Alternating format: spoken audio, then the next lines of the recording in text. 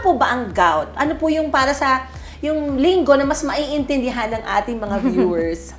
Ang gout po, generally, rheuma po siya o isang klase ng rheuma. Maraming klase po ng rheuma at gout ay isa lamang po sa mga klase ng rheuma. Pag po sinabing may gout, ito po ay may kinalaman sa uric acid o mataas na uric acid. Okay, so you mentioned about yung term po na rheuma, no? Okay? So, gaano po pinagkaiba nito sa rheumatoid arthritis? Opo, magandang tanong po yan kasi usually po medyo na-confuse yung mga pasyente natin about rheuma and rheumatoid arthritis. Rheumatoid arthritis po is generally another kind of arthritis. Katulad po siya ng gout, kumbaga isa po siyang klase ng rheuma. Ang rheuma po in general ay sakit sa mga kasukasuan. So kapag po may sakit sa kasukasuan, we further classify it or inaalam po natin kung anong dahilan.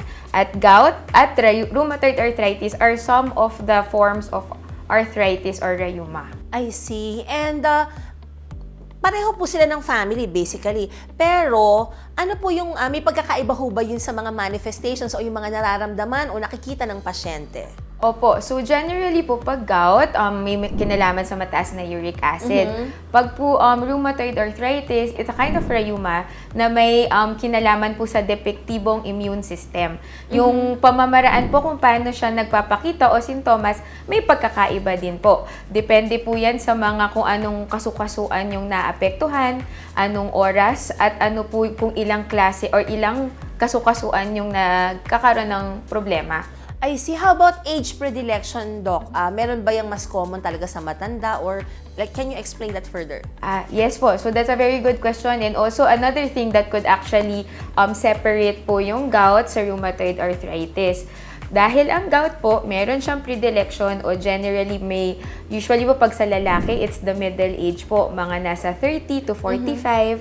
Kapag po babae, it's yung medyo pagkatapos na po ng menopause, around 55 and up.